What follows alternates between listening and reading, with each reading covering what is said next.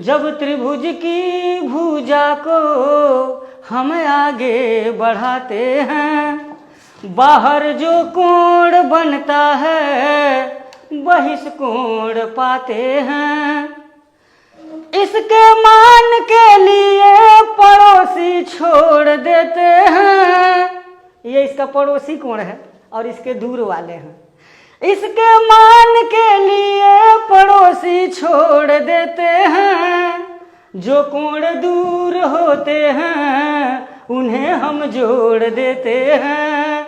जो कोण दूर होते हैं उन्हें हम जोड़ देते हैं। कोई बात अगर कहा जाए, सीधे अगर कह दिया जाए तो उतना प्रभावी नहीं होता है जी, लेकिन उसको अगर कविता के माध्यम से या संगीत के माध्यम से बता दिया जाता है, उसका ध्यानाकर्षण हो जाता है जी। और जिस मुद्दे पर, जिस टॉपिक पर ध्यानाकर्षित हो जाते हैं वो उनको समझ में आ जाता है। तो यहाँ एक त्रिभुज का बहिष्कोण है, ज्योमेट्री का एक टॉपिक है। ये त्रिभुज ABC है और इसकी भुजा को अगर हम आगे बढ़ा देते हैं, कोई भी भुजा, तो यहाँ बाहर जो कोण बनता है इसी को बहिष्कोण कहा जाता है, exterior angle of A triangle. इसके पास में जो कोण बनता है इसको छोड़ करके यह कोण और ये कोण, इन दोनों कोणों को जोड़ देते हैं तो बहिष्कोण आ जाता है। अगर सिद्ध करना चाहें तो मैं सिद्ध, अगर मान लीजिए यहाँ पर मैं नाम रख दूं angle 1, angle 2, angle 3 and angle 4, तो कोण 1 धन कोण 2 बराबर हो जाएगा 180 अंश, समीकरण नंबर 1। और ये भी हम जानते हैं कि किसी त्रिभुज के तीनों अंतः कोणों का योगफल 180 अंश होता है।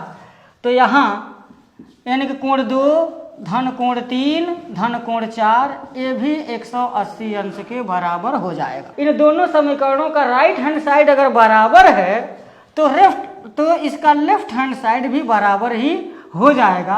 अर्थात कोण 1 धन कोण 2 बराबर कोण 2 धन कोण 3 धन कोण 4, और कोण 2 से कोण 2 कैंसिल होगा तो कोण 1 बराबर कोण 3 धन कोण 4 हो जाएगा। ये जो बहिष्कोण आया है उसकी जो वैल्यू होगी वो त्रिभुज के इस कोण को छोड़ करके ये जो दूर वाले जो कोण हैं उन्हीं को हम जोड़ देंगे तो मान निकल जाएगा। थोड़ा सा इसमें गुनगुनाऊंगा।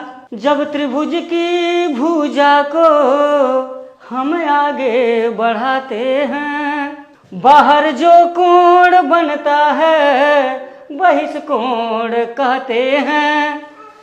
इसके मान के लिए पड़ोसी छोड़ देते हैं। जो कोण दूर होते हैं उन्हें हम जोड़ देते हैं।